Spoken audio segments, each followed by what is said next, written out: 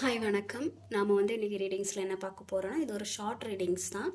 உங்கள் பர்சன் உங்கள் மேலே என்ன மாதிரியான ஒரு ஃபீலிங்கில் இருக்காங்கன்னு சொல்லி பார்த்துடலாம். ஓகே, இது ஒரு ஜென்ரல் ரீடிங். யாருக்கு பொருந்ததோ அவங்க மட்டும் எடுத்துக்கோங்க. No contact, less contact, breakup, crush அந்த மாதிரி ரிலேஷன்ஷிப்பில் இருக்கிறவங்களும் இந்த ரீடிங்ஸை பார்க்கலாம். ஜஸ்ட் உங்கள் பர்சன் உங்கள் மேலே என்ன மாதிரியான ஒரு ஃபீலிங்கில் இருக்காங்கங்கிற மட்டும் பார்ப்போம். பைல் 1, பைல் 2 ரெண்டில் ஏதாவது ஒன்று செலக்ட் பண்ணி வச்சுக்கோங்க. நான் கார்ட்ஸை ஷஃபில் பண்ணி ஆல்ரெடி வச்சுட்டேன். கண்ணை மூடி உங்கள் பர்சனை நினச்சிக்கிட்டு ரெண்டு பைலில் ஏதாவது ஒன்று செலக்ட் பண்ணுவாங்க. File 1 and file 2. Okay, file 1க்கான ரீடிங்ஸ். உங்கள் பர்சன் என்ன மாதிரியான ஒரு ஃபீலிங்ஸில் இருக்கீங்க. ஓகே, சம்திங் ஒரு நல்ல ஃபீலிங் தான் இருக்குது. உங்கள் பர்சன் உங்கள் கூட இருந்த பாஸ்ட் மெமரிஸ், உங்கள் கூட இருந்த ஒரு நைஸ் மெமரி, அழகான தருணம், நீங்கள் ரெண்டு பேரும் ஷேர் பண்ண ஒரு விஷயங்கள், சேர்ந்து இருந்த விஷயங்கள், நிறைய விஷயம் நீங்கள் ஷேர் பண்ணியிருந்துருப்பீங்கள்ல உங்கள் லவ் லைஃப்பில். அழகான டைம், அந்த மாதிரியான ஒரு டைம் அவங்க நினச்சி திங்க் பண்ண தான் செய்கிறாங்க. பட் இப்போ சம்திங் ஏதோ ஒரு ஸ்டக்கான ஒரு எனர்ஜியில் இருக்கிற மாதிரி தெரியுது. மேபி அவங்க ஃபோக்கஸ் ஃபுல்லாகவே ஏதாவது மணி இல்லை சம்திங் ஏதோ ஒரு அச்சீவ்மெண்ட்டுக்கான ஒரு விஷயம் எனக்கு தெரிகிற மாதிரி இருக்குது. உங்கள் மேலே அவங்க ஃபீலிங்லாம் இருக்க தான் செய்யுது. ஆனால் அவங்களோட இப்போ உள்ள கோல் என்னென்னா, அவங்க கொஞ்சம் அதை செட்டில்டு ஆகணுங்கிற மாதிரியான ஒரு மனநிலையில் இருக்கிறாங்க. அது ஃபினான்ஷியலாக இல்லை ஒரு கோல் செட் பண்ணி அதில் அவங்க வெற்றி பெறணுங்கிற நினைக்கிறாங்க. இல்லை வேலை பார்க்குற இடத்துல ஒரு கரெக்டான ஒரு அங்கீகாரம் கிடைக்கணும் அப்படிங்கிற மாதிரியான ஒரு ஃபீலிங் கூட இருக்கலாம். உங்கள் பர்சன் எங்கேயாச்சும் வேலை பார்த்துட்ருக்காங்கன்னா இல்லை ஹையர் இதில் இருக்காங்கன்னா அதில் அவங்களுக்கு ஒரு க்ரோத் வேணும், ஒரு ஒரு அடுத்த கட்டத்துக்கு போகணுங்கிற மாதிரியான ஒரு விஷயத்துக்கு அவங்க ரெடி ஆகிட்டு இருக்காங்கங்கிற மாதிரி தெரியுது. பட் உங்களை பற்றி அவங்க திங்க் பண்ணுறாங்களா இல்லையான்னு கேட்டிங்கன்னா, அவங்க மிஸ் பண்ணுறதான் செய்கிறாங்க. உங்களை பற்றி நினைக்கிறாங்க. உங்களை ரொம்பவே லவ் பண்ணுற மாதிரி தான் தெரியுது. மேபி உங்ககிட்ட வெளிக்காட்டாமல் இருந்திருக்கலாம். உங்கள் கூட இருந்த சில நல்ல மெமரிஸ் இருக்குல்ல, ஸோ அதெல்லாம் நினச்சி பார்க்குறாங்க, அதை நினச்சி ஃபீல் பண்ணுறாங்க. என்னதான் அவங்க கூட சுத்தமாகவே காண்டாக்ட் இல்லாமல் இருந்தாலும், சம்திங் இங்கே காண்டாக்ட் இல்லாத மாதிரி தெரியல, கொஞ்சம் லாங் டிஸ்டன்ஸ் அந்த மாதிரி தான் தெரியுது. சுத்தமாகவே காண்டாக்ட் இல்லைங்கிற மாதிரிலாம் தெரியல. பட் ஏதோ சம்திங் இருக்குது. தூரத்தில் இருந்தனால உங்கள்கிட்ட பேசாமல் இருக்கிறாங்கங்கிற மாதிரியான இருக்குது. பட் உங்களை அவங்க மிஸ் பண்ணுறாங்களா இல்லையான்னு நீங்கள் கேட்டிங்கன்னா, உங்களை அவங்க நினச்சி பார்க்க தான் செய்கிறாங்க. பட் அவங்களோட ஃபோக்கஸ் இப்போ எதுலேயோ ஒரு அச்சீவ் பண்ணணுங்கிற மாதிரியான ஒரு கோல் செட் பண்ணி வச்சுருக்காங்க. ஸோ அதனால் உங்ககிட்ட கரெக்டான ஒரு ப்ராப்பரான ஒரு விஷயம் பேசாமல் இருக்கலாம். சம் கேசஸில் மட்டும் உங்கள் பர்சன் கொஞ்சம் அந்த ஈகோயிஸ்ட் பர்சனாக இருக்க வாய்ப்பு இருக்குது.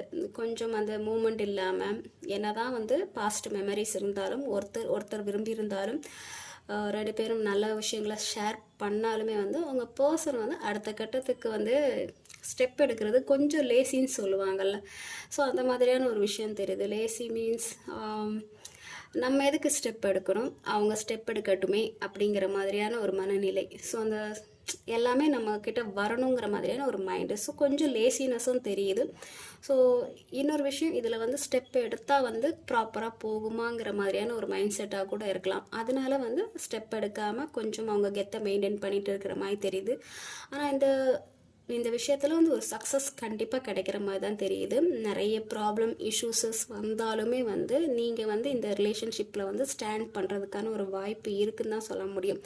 ஃப்யூச்சரில் யாராச்சும் ஒருத்தவங்க உதவியாலேயோ இல்லை நீங்கள் ரெண்டு பேரும் பேசி காம்ப்ரமைஸ் பண்ணி இந்த ரிலேஷன்ஷிப்பில் சக்ஸஸ் ஆகிற மாதிரி இருக்குது. இப்போ அவங்களோட கோல்ஸ் எப்படி இருக்குன்னா, அவங்க கரியரில் ஏதோ சம்திங் அச்சீவ் பண்ணணுங்கிற மாதிரியான ஒரு கோல்ஸ் இருக்கிற மாதிரி தெரியுது. அவங்கள மிஸ் பண்ணுறாங்க, பட் அதே சமயத்தில் அவங்களோட கரியரையும் ஃபோக்கஸ் பண்ணிகிட்ருக்காங்க. ஸோ பைல் ஒன் செலக்ட் பண்ண அவங்களுக்கான ரீடிங் இதுதான். அவங்க பர்சன் உங்களை மிஸ் பண்ணுறாங்க, பட் சம்திங் ஏதோ கரியரில் ஃபோக்கஸ் பண்ணுறதுனால இல்லை சம்திங் வேறு ஏதாவது ஒரு விஷயத்தில் ஃபோக்கஸ் பண்ணுறதுனால இப்போ உங்களை காண்டாக்ட் பண்ணாமல் இருக்கிறாங்க.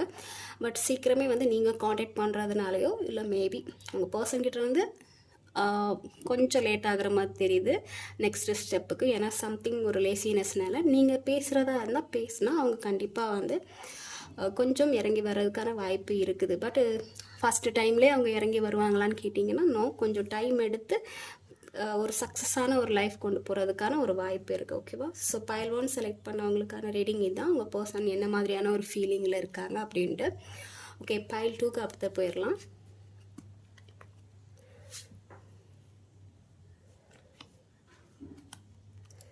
ஸோ பைல் 2 செலக்ட் பண்ணவங்களோட ரீடிங் சம்திங் வந்து ஒரு ப்ராப்ளம் இஷ்யூஸஸ் நடந்திருக்கு.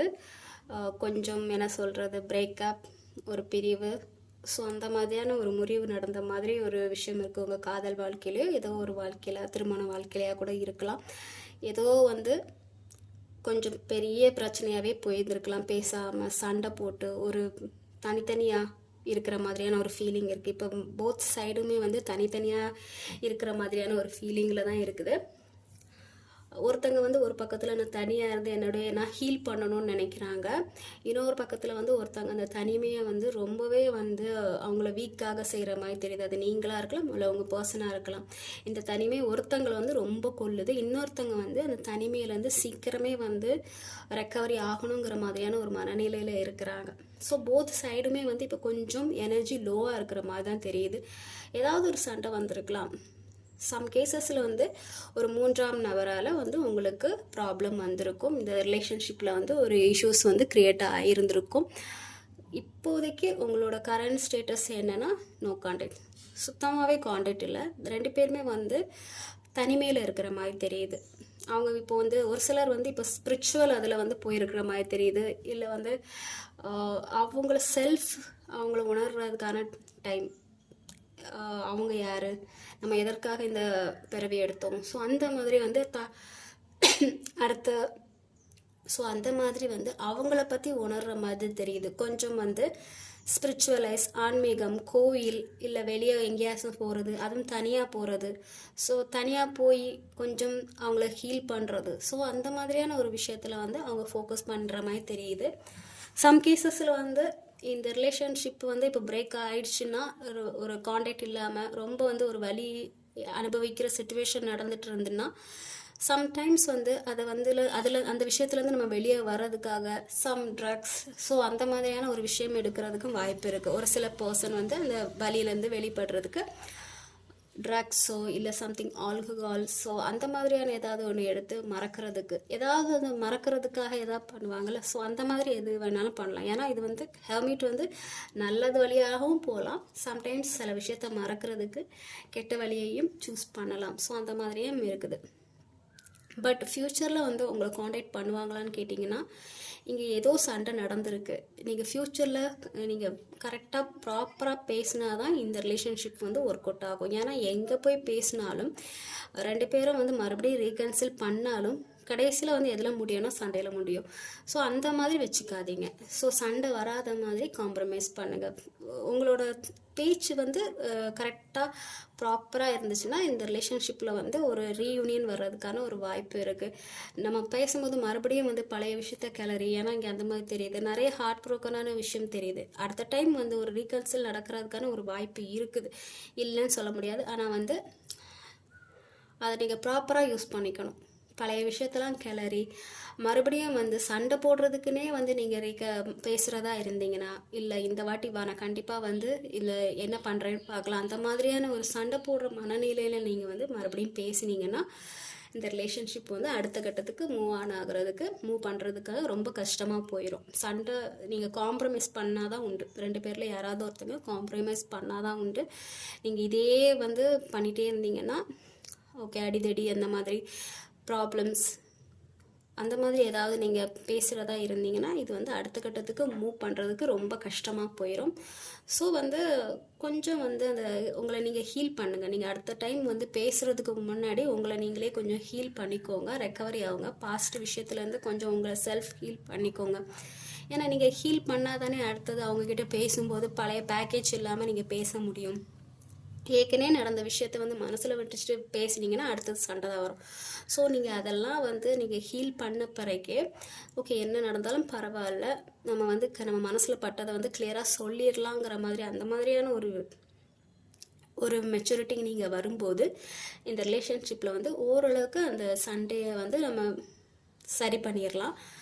ஸோ அதுக்கப்புறம் போக போக வந்து அந்த விஷயம் வந்து காம்ப்ரமைஸ் ஆகி சரி பண்ணுற மாதிரி இருக்குது. இல்லை நீங்கள் வந்து ஹீல் ஆகாமல் நெக்ஸ்ட் டைம் வந்து யாராவது ஒருத்தவங்க வந்து பேச வரும்போது இதுதான் டைமுன்னு சொல்லி பாஸ்ட் விஷயத்த நீங்கள் இழுத்து வச்சு பேசுனீங்கன்னா அவ்வளோதான், அந்த ரிலேஷன்ஷிப் வந்து அடுத்த கட்டத்துக்கு மூவ் பண்ணுறதுக்கான ஒரு வாய்ப்பு கம்மியாக இருக்குது. ஏன்னா போத் சைடுமே வந்து இப்போ ரொம்ப தனிமையை விரும்புகிற மாதிரியான ஒரு விஷயம் நடந்துகிட்ருக்கு.